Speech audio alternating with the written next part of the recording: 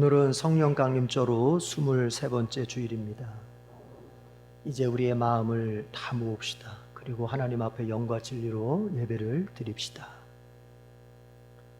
우리의 하나님께 찬양함이 얼마나 좋은 일이며 하나님께 찬송함이 그 얼마나 아름답고 마땅한 일인가.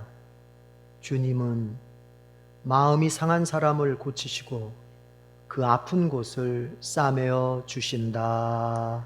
아멘.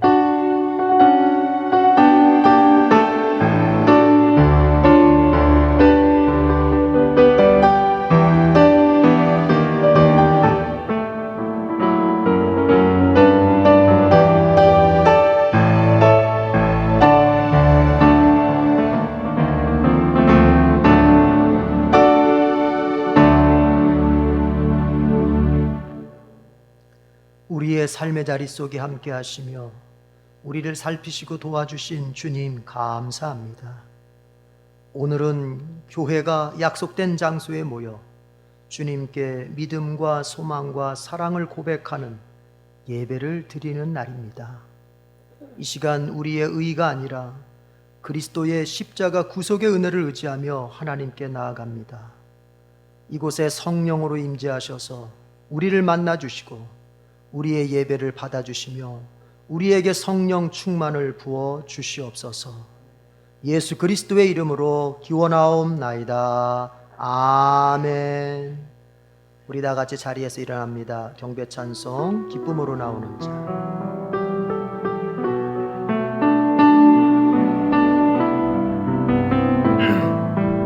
주께 감사하며 주께 감사하며 찬송하고 주 앞에 기쁨으로 나오는 자. 주께 감사하며 송축할지어다. 그 이름을 송축할지어다. 주의 선하심이 나의 길 인도하네. 주의 인자하신 사랑은 변치 않네. 주의 성실하심 날 위해 일하시니 은혜가 대대에 이르리라. 주의 선하심이 나의 길 인도하네. 주의 인자하신 사랑은 변치 않네. 주의 성실하심 날 위해 일하시니 은혜가 대대에 이르리라.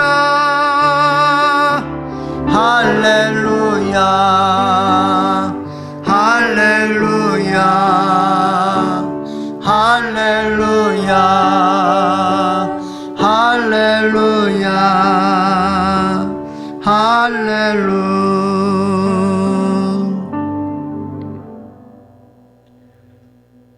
주님이 우리를 바라보실 때 깨끗한 심령이 되고 또 우리의 예배를 바라보실 때 정결한 예배가 될 수 있도록 주님께 참회하며 나아가도록 하십시다. 우리의 마음을 살펴보고 우리의 지나온 삶의 흔적들을 살펴보면서 과연 하나님 앞에 의롭다고 인정받을 만했는지 한 번 더 떠올려 생각해보고 주님 앞에 정직하게 고백하십시다. 침묵으로 고백합니다.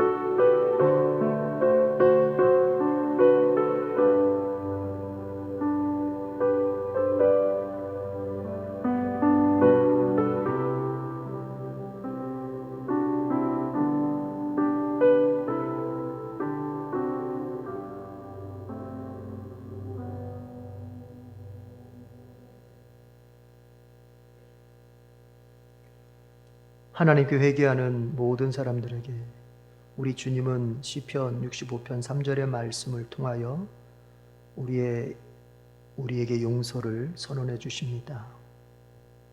저마다 지은 죄 감당하기에 너무 어려울 때에 오직 주님만이 그 죄를 용서하여 주십니다. 아멘. 우리 다 같이 사도신경으로 믿음을 고백합시다. 나는 전능하신 아버지 하나님 천지의 창조주를 믿습니다.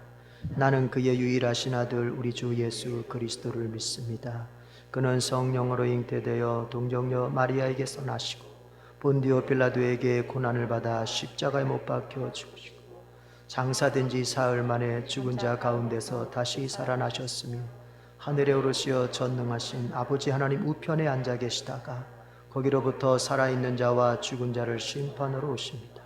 나는 성령을 믿으며 거룩한 공교회와 성도의 교제와 죄를 용서받는 것과 몸의 부활과 영생을 믿습니다. 아멘. 자리에 앉으면서 287장 부르겠습니다.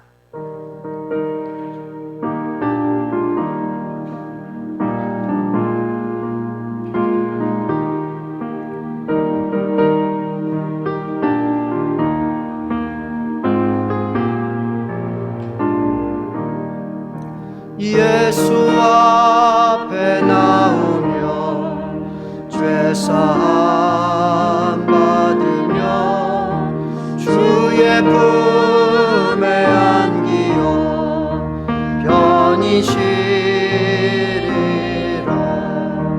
우리 주만 믿으며 모두 구원 얻으며 영생 복락멸류관 확실히 받겠네. 예수 앞에 나와서 은총을 받으며 마음의 기쁨 넘치어 감사하리라. 우리 주만 믿으면 모두 구원 얻으며 영생 복락멸류관 확실히 받겠네. 예수 앞에 설 때에 흰옷을 입으며 밝고 빛난 내 집에 길이 살리라. 아멘.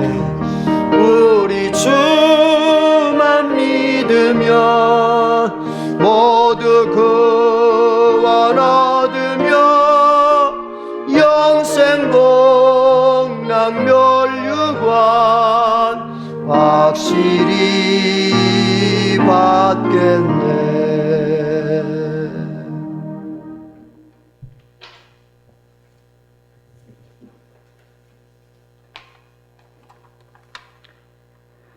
언제나 우리와 함께 하시는 하나님 아버지, 하나님의 크신 은혜로 한 주간을 지켜주시다가 거룩한 주일을 섬기기에 모이게 하심을 감사드립니다. 언제나 우리를 생명의 길로 이끄시고 더 풍요로운 삶으로 인도하시는 주님께 감사와 찬양을 올려드립니다. 주님께서 이루신 모든 일을 늘 기억하며 꺼지지 않는 소망으로 승리의 그날을 바라보게 하옵소서. 이 시간 예배할 때 우리의 영과 눈과 귀를 열어주셔서 주님의 인자하심과 주님이 하신 일을 보게 하여 주시옵소서. 우리가 무엇을 하든지 먼저 그 나라와 그 의를 구하게 하시고 언제나 하나님의 인도하심과 하나님의 뜻을 생각하게 하옵소서. 하나님 아버지, 우리는 연약하고 죄와 허물이 많지만 주님은 여전히 우리를 인도하신다는 것을 깨닫고 용기를 얻게 하여 주시옵소서. 날마다 주님의 은혜로 살아가며 주님께서 원하시는 삶을 살아가게 하옵소서. 믿음이 부족한 저희를 불쌍히 여겨주셔서 기도와 말씀으로 무장하게 하시고 매일의 삶의 중심에 주님을 온전히 모시고 사는 저희들이 되게 하옵소서. 주님의 손으로 우리를 붙들고 계심을 믿습니다. 주께서 도우시니 우리가 늘 앞을 바라보며 한 걸음 한 걸음 나아갑니다. 주님의 이름을 높이며 찬양합니다. 은혜의 하나님, 교회를 위해 기도합니다. 주님의 크신 뜻과 선의가 계셔서 이 에덴의 공동체를 세워주시고 이끌어 주심에 감사합니다. 주께서 임하여 주셔서 성령의 역사가 늘 살아 움직이며 생명이 넘치는 교회가 되게 하옵시고 날마다 구원받는 수가 늘어나게 하옵소서. 우리에게 영혼을 사랑하는 마음을 허락하사 주님을 증거하고 하나님 나라의 확장을 위해 쓰임받는 공동체 되게 하옵소서. 때에 따라 공급해 주시는 주님의 은혜로 재정의 풍성함을 통하여 주님의 일을 더 많이 감당할 수 있는 공동체가 될 수 있도록 은혜 내려 주시옵소서. 오늘도 예배하신 주님의 복된 말씀을 들고 단위에 서시는 담임 목사님을 기억하시고 선포하시는 말씀을 건세 있게 하셔서 말씀이 길이 되고 꿈이 되어서 우리의 영과 육이 바로 서는 생명의 말씀이 되게 하옵소서. 언제나 우리에게 복을 주시고 우리를 지켜주시기를 원하시는 하나님 아버지, 오늘도 저희들이 갈급한 심령으로 주님 앞에 나왔습니다. 또 그동안 베풀어 주신 주님의 은혜에 감사한 마음으로 주님 앞에 나왔사오니 우리의 마음을 받아주시고 축복하여 주시옵기를 원합니다. 저희가 드리는 이 예배 가운데 온 마음과 뜻과 힘을 다하여 드리는 예배가 되게 하여 주시옵고 우리 모두에게 성령으로 기름 부어 주셔서 참된 예배자로 하나님 앞에 서게 하여 주시옵소서. 모든 예배의 순서를 성령의 하나님께 의탁하오며 거룩하신 예수님의 이름으로 기도드립니다. 이제는 주님께서 가르쳐 주시는 기도를 드리오니 하늘에 계신 우리 아버지, 아버지의 이름을 거룩하게 하시며 아버지의 나라가 오게 하시며 아버지의 뜻이 하늘에서와 같이 땅에서도 이루어지게 하소서. 오늘 우리에게 일용할 양식을 주시고 우리가 우리에게 잘못한 사람을 용서하여 준 것 같이 우리 죄를 용서하여 주시고 우리를 시험에 빠지지 않게 하시고 악에서 구하옵소서. 나라와 권능과 영광이 영원히 아버지의 것입니다. 아멘.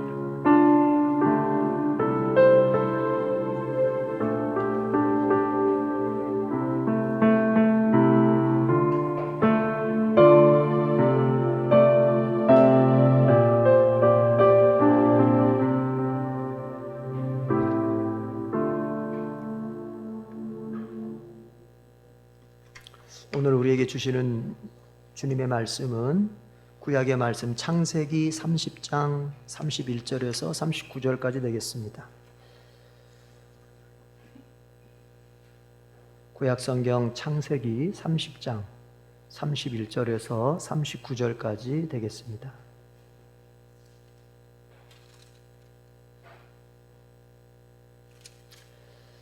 다 찾으신 줄로 알고 교독하십시다. 31절 제가 읽습니다. 라반이 물었다. 그러면 내가 자네에게 무엇을 주면 좋겠는가? 야곱이 대답하였다. 무엇을 달라는 것이 아닙니다. 다만 저에게 한 가지 일만 허락하여 주시면 제가 장인어른의 가축들을 계속 먹이고 돌보겠습니다.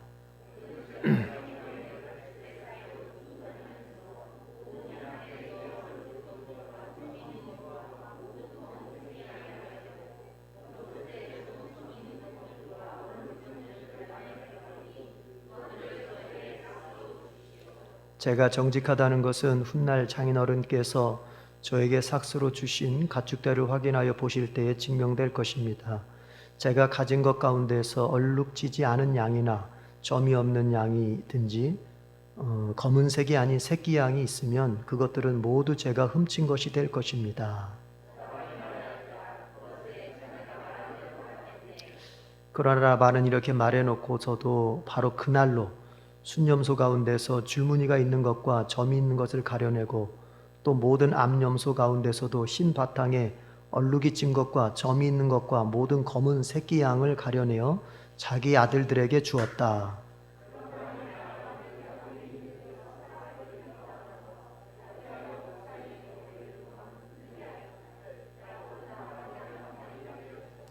야곱은 미르나무와 감복숭아 나무와 플라타나스 나무에서 푸른 가지들을 꺾어서 껍질을 벗긴 다음에 벗긴 가지에 흰 무늬를 냈다.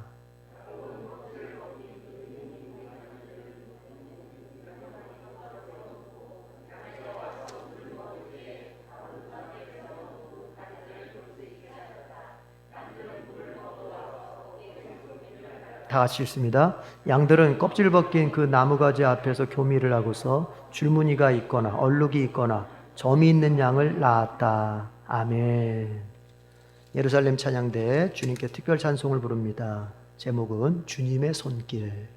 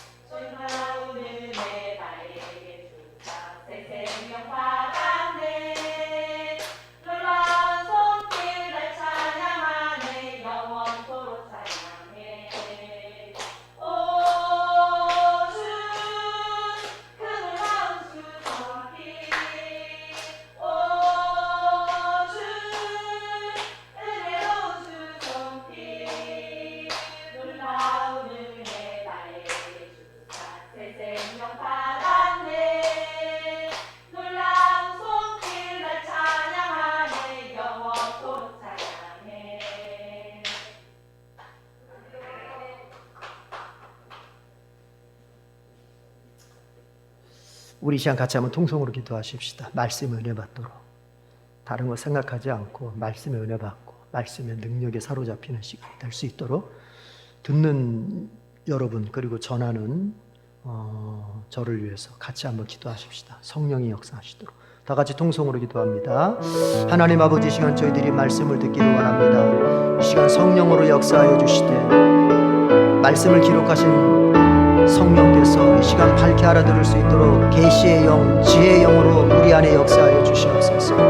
하나님의 말씀이 우리에게 정말 이해가 되고 믿어지고 붙잡혀진 바가 되고 우리 안에 우리의 마음을 휘잡아 정말 우리로 하여금 주님 안에서의 삶을 다시 한번 꿈꾸게 만들 수 있는 아버지여 그러한 말씀 들음이 될 수 있도록 역사하여 주시옵소서. 전하는 자가 부족하지만 주여 성령의 능력으로 덮으셔서 오직 성령께서 증거하시고자 하시는 아버지 그 말씀만이 그 입술을 통하여 아버지 나타날 수 있도록 역사하여 주옵소서.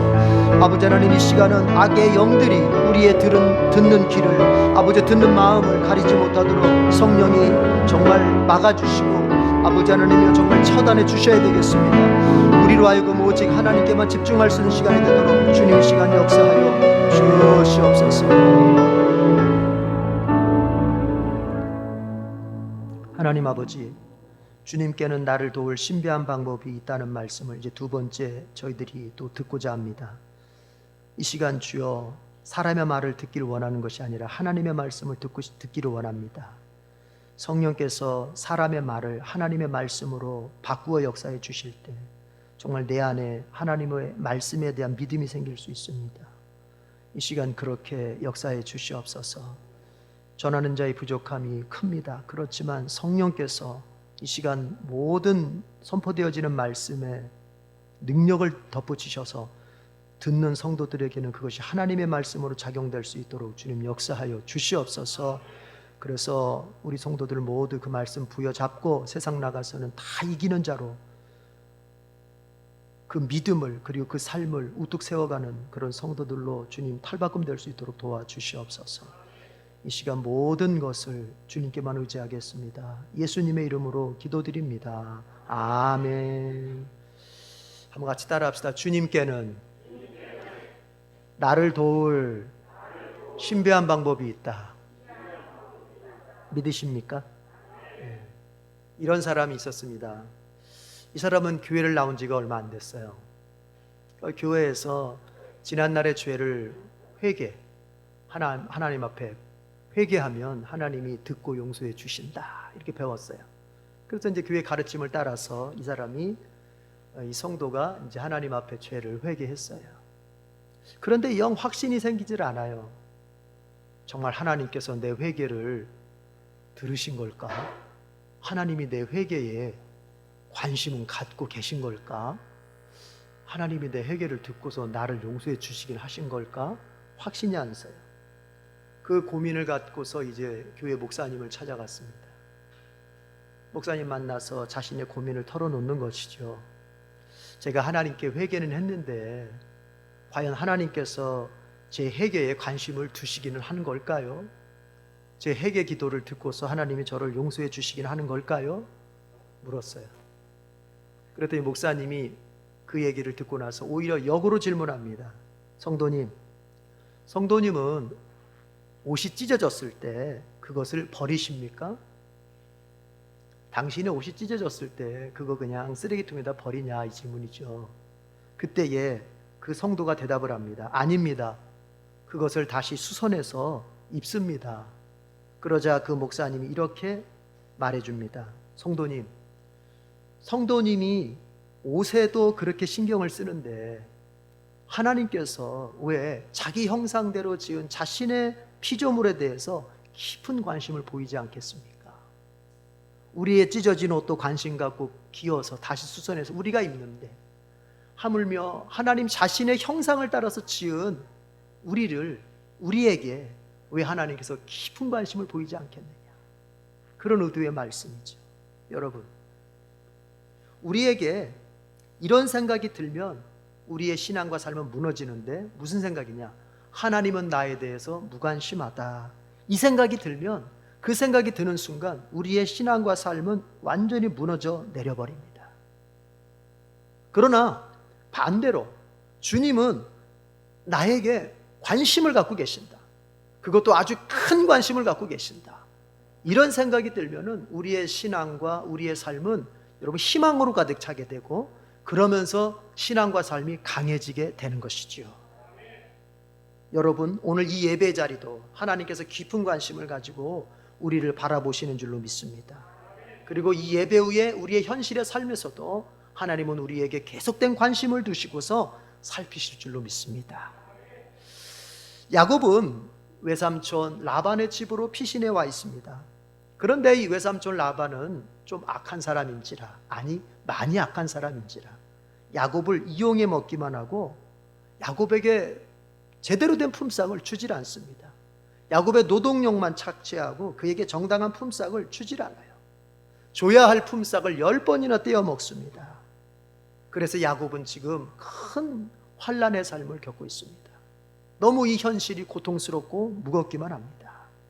더 힘든 것은 이렇게 버거운 현실을 바꿀 수 있는 길이 야곱에게는 전혀 보여지지가 않다는 것입니다. 그렇잖아요. 아무리 현실이 어려워도 이거 내가 조금 노력하면 바꿀 수 있어, 이런 정도의 희망만 있어도 우리는 견딜 수 있는데 전혀 희망이 보이질 않아. 내가 어떻게 해야 될지 속수무책이야. 야곱이 그런 것이죠. 그런데 하나님은 그 야곱의 삶을 다 보고 계셨습니다. 외삼촌 라반이 야곱에게 행한 악행도 다 보고 계셨고, 야곱이 그 고통을 당하면서 환난을 당하면서 삶을 살아가는 것을 다 보고 계셨던 것이지요. 이제 급기야 우리 하나님께서는 야곱을 도와주시기로 결심을 하시고 꿈에 자신의 천사를 보내서 야곱아, 내가 너에게 얼룩진 가축들을 내가 너에게 줄 것이다 하시는 약속을 계시해 주셨습니다. 우리가 지난주 거기 봤잖아요. 꿈에 나타나셔가지고 얼룩진 양과 염소 내가 너에게 줄 것이다, 정신 똑바로 차려라, 내가 얼룩진 걸 줄 거야, 이렇게 약속해 주셨지 않습니까? 여러분, 우리 분명히 기억해야 됩니다. 주님은 우리가 감당할 수 없어서 고통스러워하는 그 문제에 반드시 관심을 가지시고 개입하시고, 그리고 우리에게 해결책도 주시는 분이십니다. 우리의 고난 속에서 우리는 울고만 있을 때 우리 주님은 그것을 해결할 수 있는 신비한 방법도 갖고 계신다는 것을 꼭 믿으시길 바랍니다. 이처럼 하나님께서는 야곱에게, 고통당하는 야곱에게 내가 얼룩진 양과 염소를 너에게 줄 것이다, 그렇게 약속을 해 주셨어요. 그리고 도와주신다고 약속하셨어요. 그런데 오늘 본문을 들여다보면은 야곱이 뭔가를 열심히 하고 있습니다.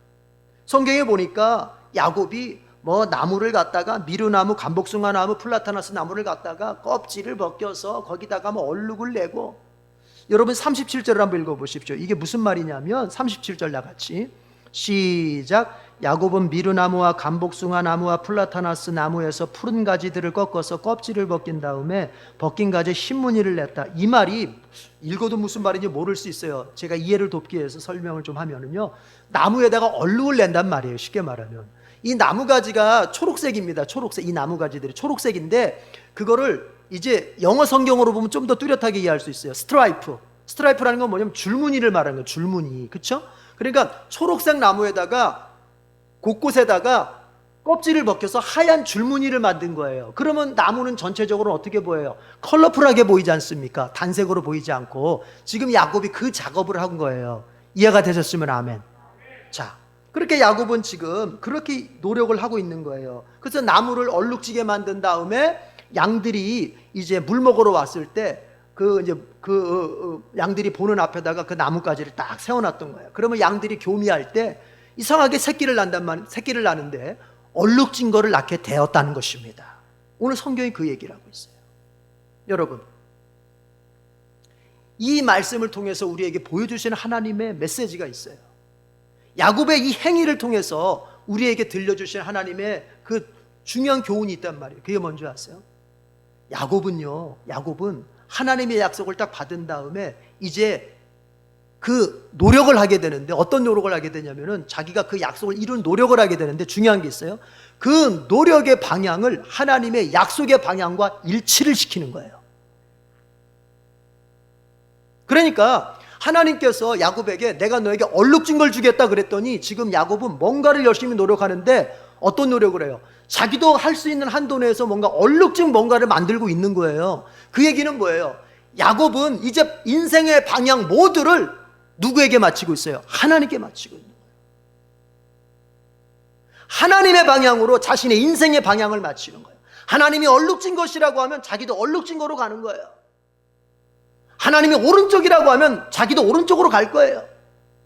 하나님이 왼쪽이라고 하면 오른쪽 버리고 왼쪽으로 갈 거예요. 무슨 얘기입니까? 하나님의 말씀을 들은 순간부터, 하나님의 약속을 믿은 순간부터 야곱은 노력을 하되 그 노력의 방향이 자기의 임의적인, 자기의 욕망대로, 자기의 마음대로의 방향이 아니라 하나님이 원하시는 방향으로 자기의 노력의 방향을 바꿔가는 거예요. 그것을 큰 틀에서 얘기하자면은 인생의 방향을 어디로 향하고 있습니까? 주님의 방향으로 일치시키고 있는 거예요.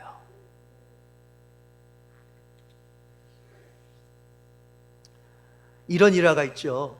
알렉산더 대왕이 이제 페르시아를 정복을 딱 한 다음에 인도까지 정복해야 되겠다. 더 나아가서. 그래서 이제 인도로 전진을 하는데, 그런데 이상하게도 군대가 페르시아로 진군할 때만큼 용맹스럽지가 못해요. 뭔가 속도가 나질 않아요. 그래서 알렉산더가 이상하다. 페르시아로 진군할 때는 군사들이 아주 사기가 충천해가지고 막 용기 있게, 그리고 막 속도도 그냥 빨랐는데 왜 이렇게 지금 인도로 가는 이 여정은 이렇게도 속도가 나질 않는 것일까? 알렉산더가 원인을 찾아봅니다. 그리고 이제 찾아냈습니다. 그게 뭐냐면, 가만히 보니까 그 페르시아에서 얻은 금은보와 전리품을 싣고 가는 수레 때문에 그런 거였어요. 페르시아를 정복한 다음에 전리품을 얻었을 거 아닙니까? 그걸 거기다 수레에다가 잔뜩 실은 거예요. 금은보화를. 그리고 가니까 하다 보니까 이게 속도가 안 나는 거예요. 그래서 알렉산더가 이제 어떻게 하냐면은 자신과 자신의 측근들의 금은보화 짐수레를 갖다가 다 불살라 버립니다. 바로. 그리고 자신의 병사들을 향해서 이렇게 외칩니다. 우리가 지금 인도를 정복하러 가야 되는데 속도가 나질 않는다. 그런데 그 이유가 뭐냐면은 우리가 금은보화 수레를 끌고 가다 보니까, 전리품으로 얻은 금은보화 수레를 끌고 가다 보니까 그렇다. 자, 이제 나와 같이 인도로 가서 인도를 정복하기 원하는 사람은 자신의 전리품 수레를 다 불태워버려라 그랬더니 여러분 병사들이 어떻게 했을까요? 병사들이 그 알렉산더의 말을 듣자마자 자신의 수레에다가 불을 붙여버립니다. 그리고 그 전리품 금은보화를 실은 수레를 다 불태워버려버려요. 그렇게 하고 나니까 어떻게 합니까? 알렉산더의 군대는 이제 다시 한번 힘을 얻어서 사기가 충천해가지고 인도까지 빠른 속도로 전진을 하고 그 기세를 몰아서 인도까지 정복을 하게 되는 것이지요. 여러분, 어느 때 강해질 수 있는지 아세요? 지도자의 말에 나를 일치시킬 때 강해질 수 있는 거예요. 주님의 방향과 내 방향이 맞을 때 강해질 수 있는 거예요. 주님이 인도해 가시는 그 방향과 내 방향이 맞아 떨어질 때 내 인생은 속도감 있게 전진할 수 있는 거예요. 예수님의 제자가 된다는 것, 바꿔 말하면 기독교 신자가 된다는 것, 또 바꿔서 말한다면 예수님을 믿고 산다는 것. 여러분, 그건 어떤 의미입니까?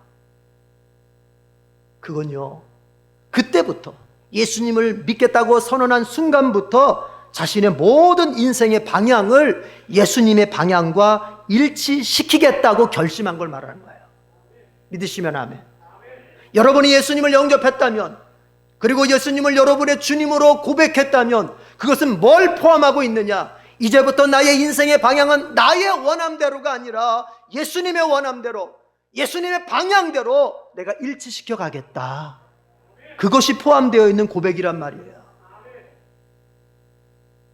빌립보서 3장 7절에서 9절의 말씀을 보면, 여러분을 여기는 한번 찾아봅시다. 빌립보 신약으로 가서 빌립보서 3장 쭉 뒤로 가서 빌립보서 3장 7절에서 9절.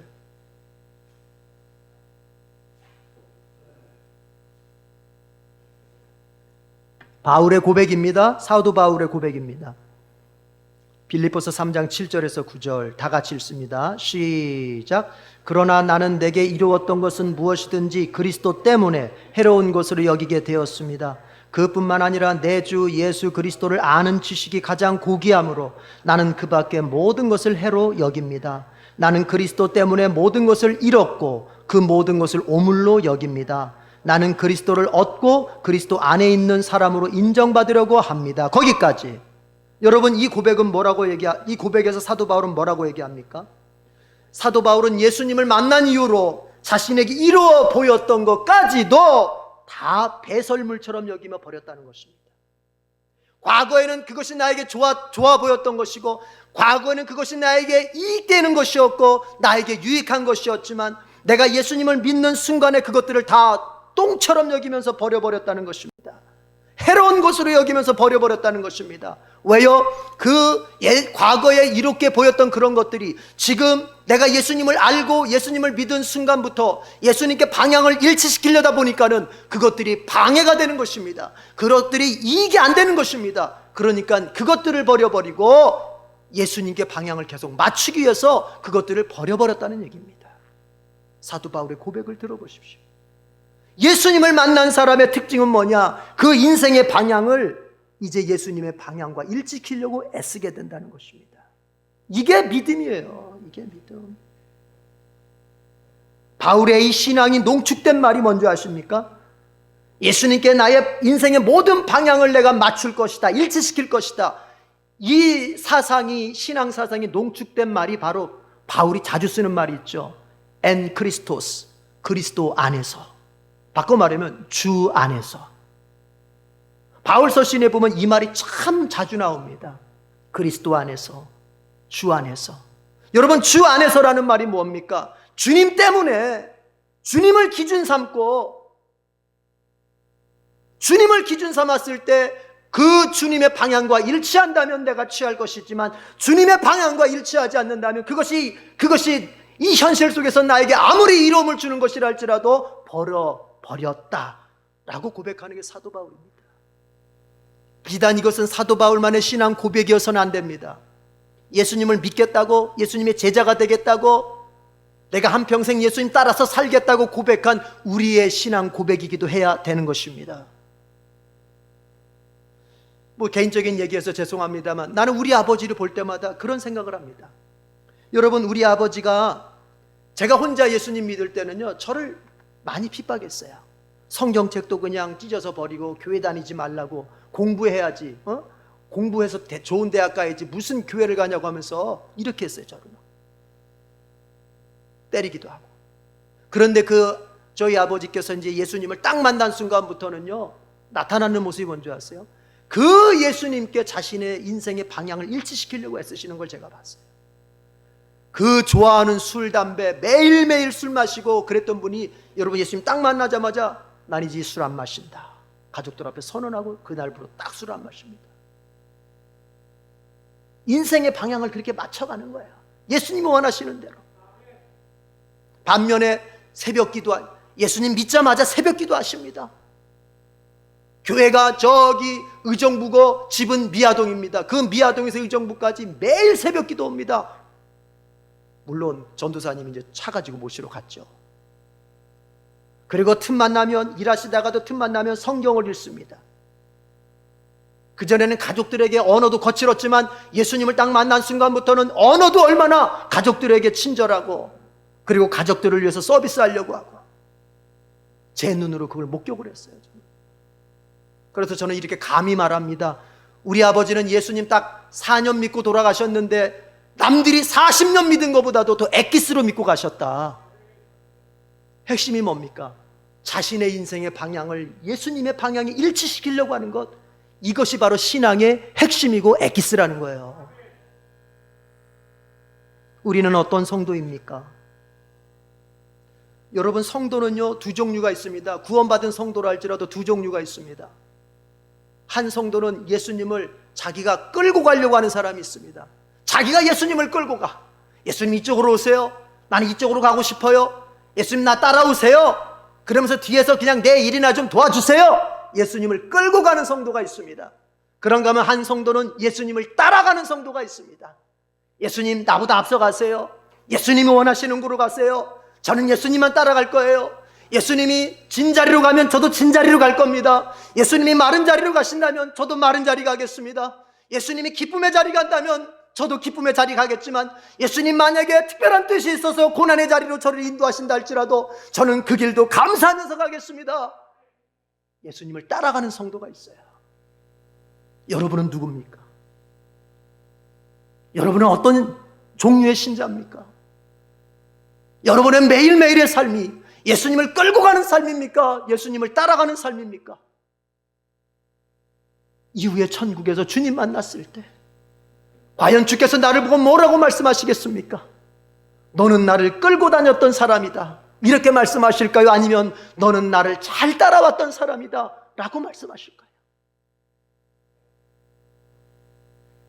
우리는 주님의 방향으로 우리의 인생의 방향, 우리의 모든 선택과 노력의 방향을 맞춰야 되는 것입니다. 그럴 때 복되게 되는 거예요. 야곱을 보십시오. 야곱은 그렇게 하고 있는 것입니다. 주님께서 야 야곱아, 내가 너에게 줄 것은 얼룩진 것이야 했더니 야곱은 모든 노력의 방향, 그 인생의 방향을 얼룩진 것으로 맞춰갑니다. 이러니 야곱이 어떻게 복을 안 받을 수 있습니까? 여러분, 복을 받기를 원합니까? 원하셔야 됩니다. 따라합시다. 우리에게는 주님의 복주심이 필요하다. 여러분, 주님의 도우심을 받기를 원합니까? 원하셔야 됩니다. 따라합시다. 우리에겐 주님의 도우심이 필요하다.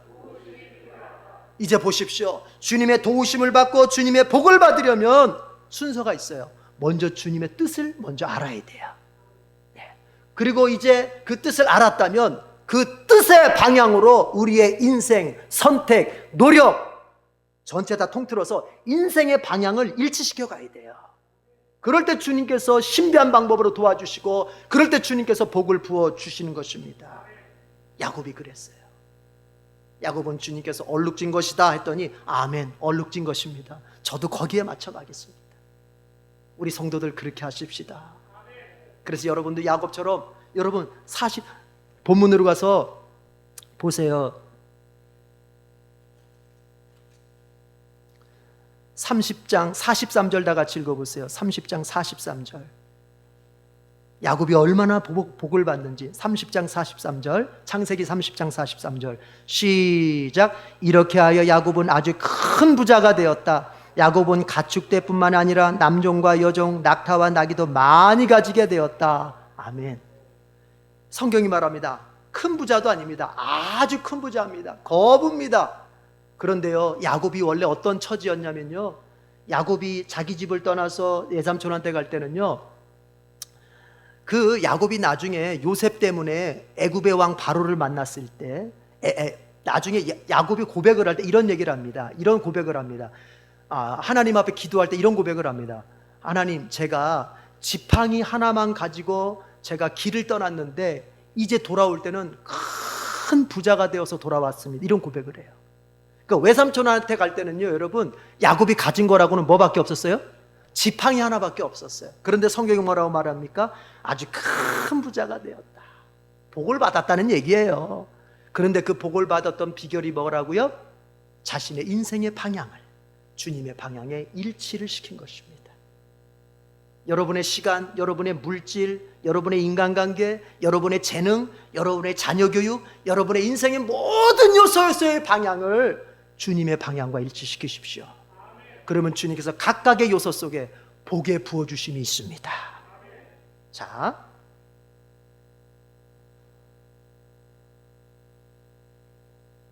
주님의 방향에 자신의 방향을 일치시키는 야곱을 보고 있는데, 그러면 보십시다.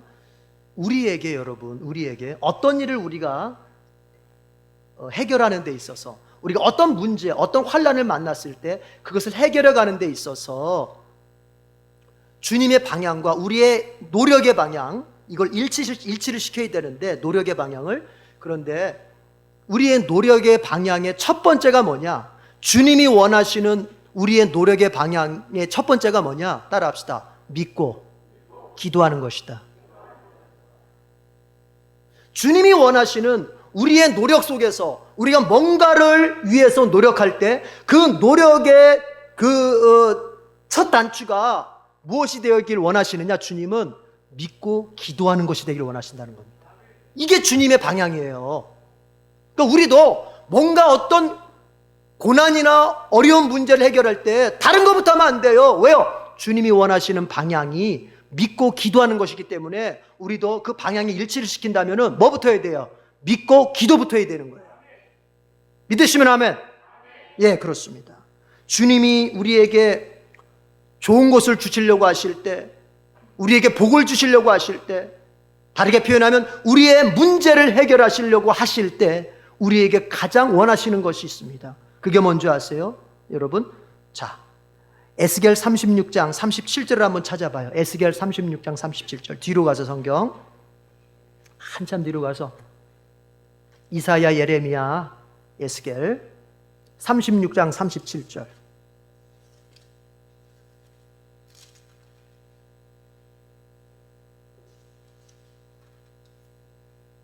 에스겔 36장 37절입니다.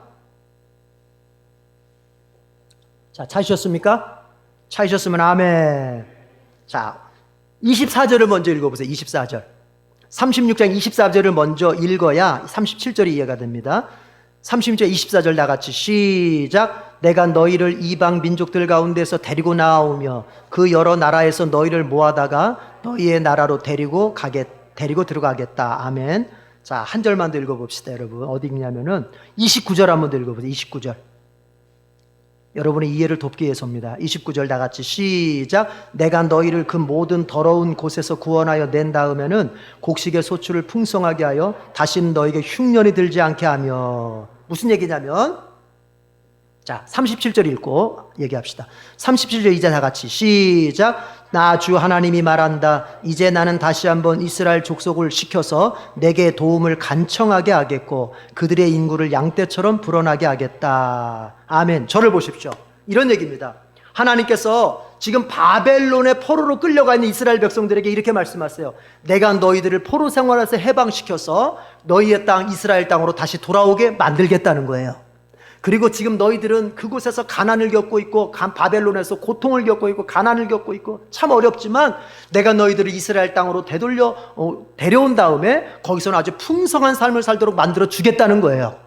여기까지 이해가 됐습니까? 약속입니다. 그런데 37절에서 뭘 말씀하시느냐? 그 일을 내가 너희에게 약속하지만 이제 그 일을 이루는 과정에서 내가 너희에게 시킬 게 있다는 거예요. 그게 뭐냐? 37절이에요. 뭐냐? 이제 나는 다시 한번 이스라엘 족속을 지켜서 내게 도움을 간청하게 하겠다. 기도하게 하겠다는 거예요. 이해가 되셨으면 아멘. 내가 너희에게 잘되게 할 것을 약속한다.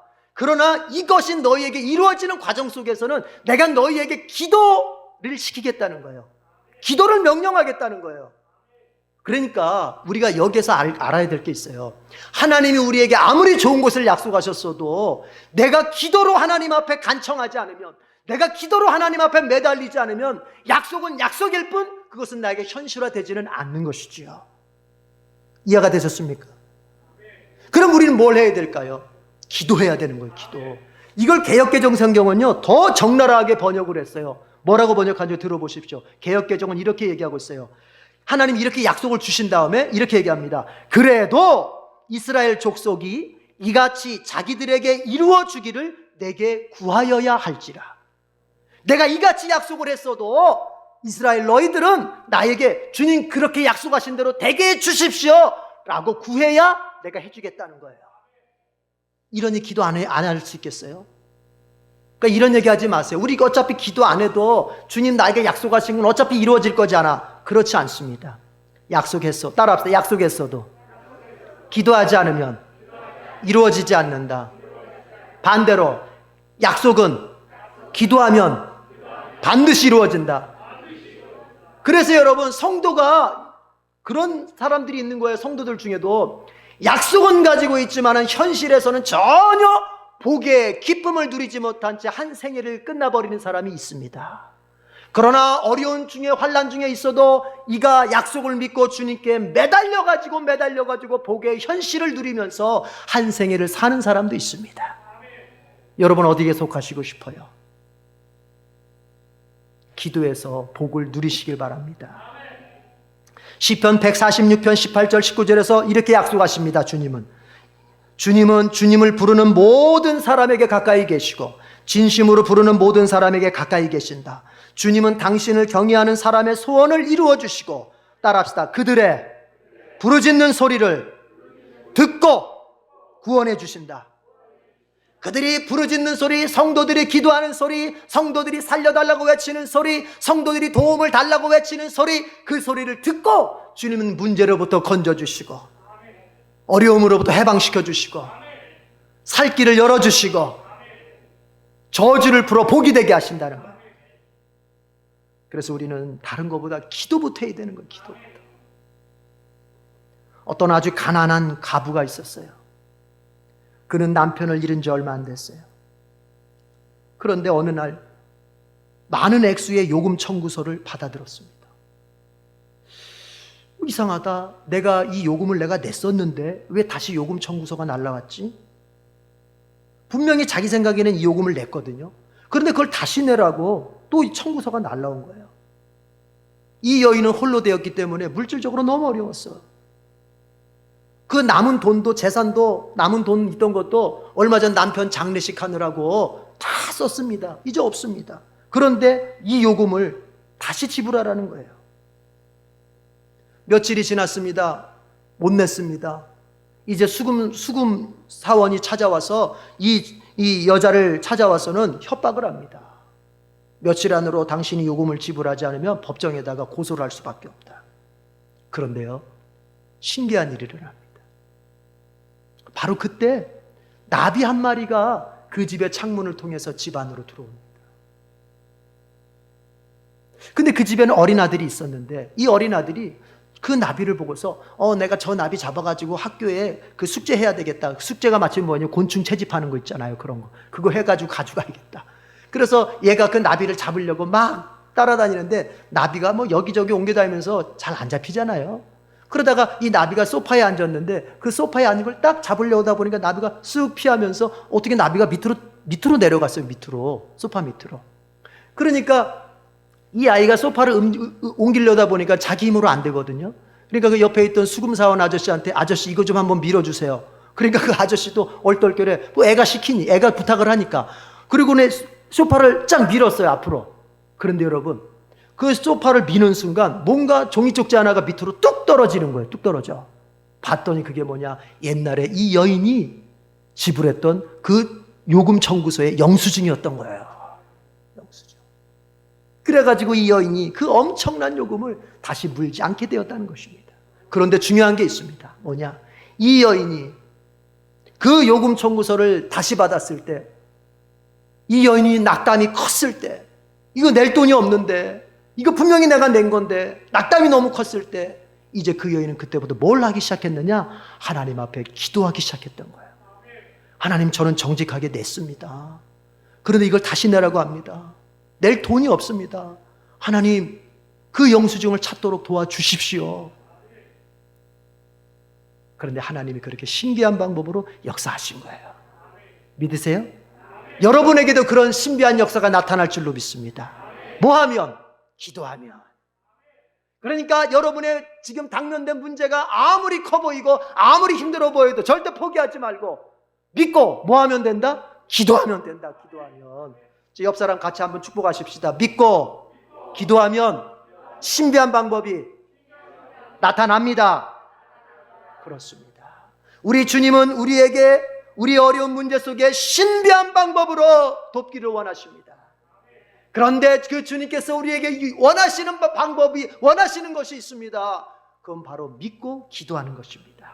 그것이 주님의 방향이란 말이에요. 우리의 노력의 방향을 주님의 방향과 일치시키려고 한다면 그 첫 단추는 바로 믿고 기도하는 것입니다. 시편 146편 5절에서 성경은 이렇게 우리에게 알려주고 있습니다. 야곱의 하나님을 자기의 도움으로 삼고 자기의 하나님이신 주님께 희망을 거는 사람은 복이 있다.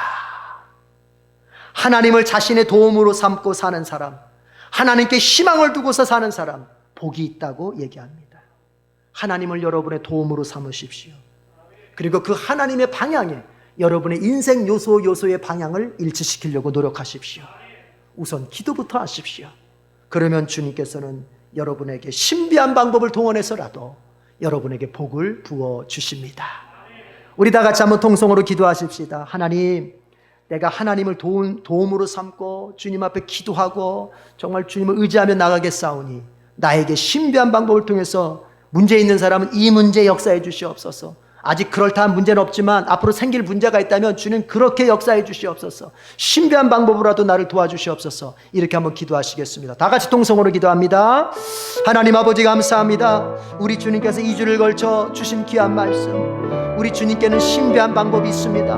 나를 도울 신비한 방법이 주님께는 있습니다. 이제 주님을 믿습니다. 그리고 주님께 기도합니다. 주여 역사해 주시옵소서.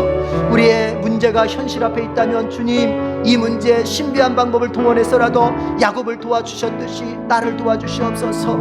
또한 지금은 아버지 하나님이여, 정말 아버지여 뚜렷한 문제가 없다 할지라도 우리가 미래에 어떤 문제를 만나든지 우리 주님께서 하신 말씀처럼 믿고 기도하면 신비한 방법으로라도 우리를 도우실 준비가 되어 있음을 믿고 오직 주님 앞에 기도하며 나아가게 하여 주시옵소서. 살아계신 하나님 아버지, 야곱은 그의 인생 모든 방향을 주님의 방향과 일치시키면서 노력했습니다. 주님, 우리도 우리의 인생의 모든 요소를 그 방향을 주님의 방향에 일치시키면서 우리의 인생을 노력해갈 수 있게 하여 주시옵소서. 주님과 상관없는 노력 아버지 하지 않게 하시고 주님의 방향과 일치시키는 노력을 해갈 수 있도록 주님 역사하여 주시옵소서. 그러므로써 주께서 약속하신 대로 주님을 도움으로 삼는 자에게 주시는 복을 우리도 누릴 수 있게 하여 주시옵소서. 하나님 아버지 감사합니다.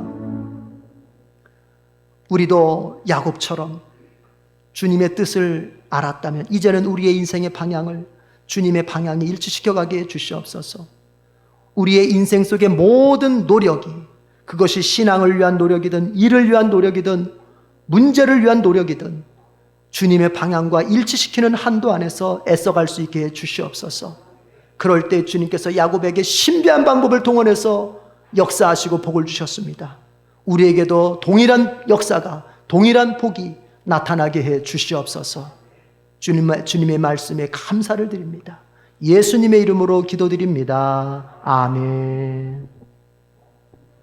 우리 복음성가 나의 등 뒤에서를 부르면서 봉헌하겠습니다. 봉헌을 다 거두면 바로 가지고 나오세요.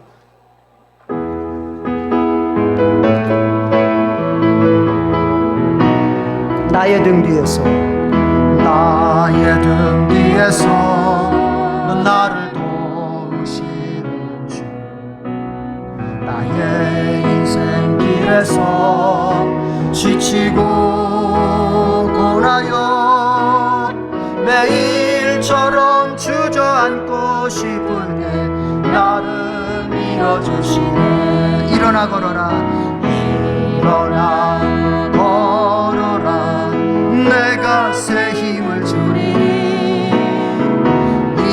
일어나 너 걸어라, 내 너를 도. 손뼉치면서 합니다. 나의 등 뒤에서, 나의 등 뒤에서 나를 도우시는 주, 나를 도우시는 주. 나의 인생길에서 1절, 나의 인생길에서 지치고 고나여 매일처럼 주저앉고 싶을 때 나를 밀어주신. 일어나 걸어라, 일어나 걸어라, 내가 새 힘을 주리니. 일어나 너 걸어라, 내 너를 도. 나의 등 뒤에서 나를 도우시는 주, 나의 등 뒤에서 나를 도우시는. 평안히 길을 갈 때, 평안히 길을 갈 때 보이지 않아도 보이지 않아도 지치고 고나여 넘어질 때면 다가와 손 내미시네. 일어나 걸어라, 일어나 걸어라, 내가 새 힘을 주리니. 일어나 너 걸어라, 내 너를 도우리. 나의 등 뒤에서, 나의 등 뒤에서 나를 도우시는 주, 때때로 뒤돌아보면 여전히 계신 주, 잔잔한 미소로 바라보시며 나를 재촉하시네, 나를 재촉하시네. 일어나 걸어라, 일어나 걸어라, 내가 새 힘을 주리니. 일어나 걸어라, 일어나 너 걸어라, 내 너를. 우리 1절만 합시다. 1절만. 나의 등 뒤에서, 나의 등 뒤에서 나를 도우시는 주님, 나의 인생길에서 지치고 고나여, 지치고 고나여 매일처럼 주저앉고 싶을 때 나를 밀어주시네. 아멘. 일어나 걸어라, 일어나 걸어라, 내가 새 힘을 주리니. 일어나 너 걸어라, 일어나 너 걸, 내가 너를 도우리라. 아멘. 하나님 아버지 감사합니다. 오늘 주님 앞에 예물을 바치는 손길, 믿음의 손길 기억해 주시옵소서. 그리고 주님의 신비한 능력으로 도와주시옵소서. 이 세상 살면서 우리가 물질을 구하는 일에 있어서 어려움 받을 때가 있습니다. 주님, 그렇지만 주께서는 도와주셔서 우리 성도들이 물질 속에도 어려움이 없게 하시고, 저들이 주님을 위하여, 이웃을 위하여, 정말 이 땅 하나님 나라를 위하여 저들이 물질을 사용하고자 할 때 가난 때문에 어려움 겪지 않도록 역사해 주시옵소서. 자비하신 주님 원합니다. 이제 이 물질을 바치며 고백하길, 내 생명, 우리 가정, 우리 직장, 모든 것이 주님의 손안에 있음을 고백합니다. 주여, 신비한 능력으로 우리 성도들의 삶의 자리를 도와주시옵소서. 예수님의 이름으로 기도드립니다. 아멘. 우리 옆 사람 같이 인사하십시다. 당신이 저보다, 시작. 당신이 저보다 당신은 저에게 소중합니다. 다음 주일 예배 시간을 확인해 주시길 바랍니다. 여러분은 다음 주에 이제 11시에 오시게 되겠습니다. 11월 11일 수요 바이블 투어 우리가 지금 모이지 못하고 있습니다. 신명기 가정 예배 꼭 드리시길 바라고 구역장에게 보고해 주시기를 부탁드립니다. 경건훈련 점검표 열심으로 여러분이 행해 주시길 바랍니다.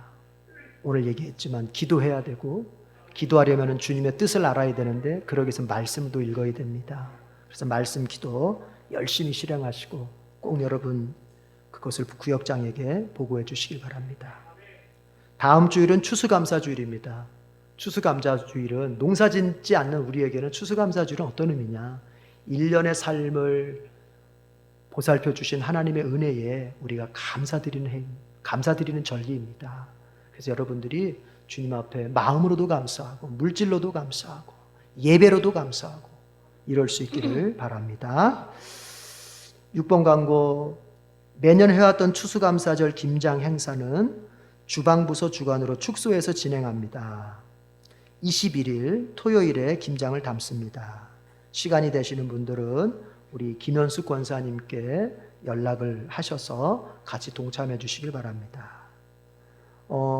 다 같이 모이기에는 조금 어려움이 있지 않습니까? 지금 상황이. 그래서 김장은 예년만큼 많이 하지는 않겠지만 그래도 예비적으로 조금은 준비해 놓은 게 좋겠다 하는 것이 우리 지금 권사님들이나 다른 분들의 또 의견이기도 합니다. 그래서 김장을 작게나마 좀 하려고 하니까 우리 지금 주방부서를 책임지고 있는 우리 김현숙 권사님께 주관자가 되셔서 진행하고 있으니까 또 같이 동참하실 수 있는 분들은 김 권사님께 말씀하셔서 동참해 주시기를 다시 한번 부탁을 드리겠습니다. 다 같이 일어나겠습니다. 목적 선언문을 암송하고 찬양을 하겠습니다. 시작. 우리는 한 영혼을 구원하여 예배, 교제, 훈련, 봉사, 전도의 삶을 살아가는 예수 그리스도의 온전한 제자로 세운다. 아멘.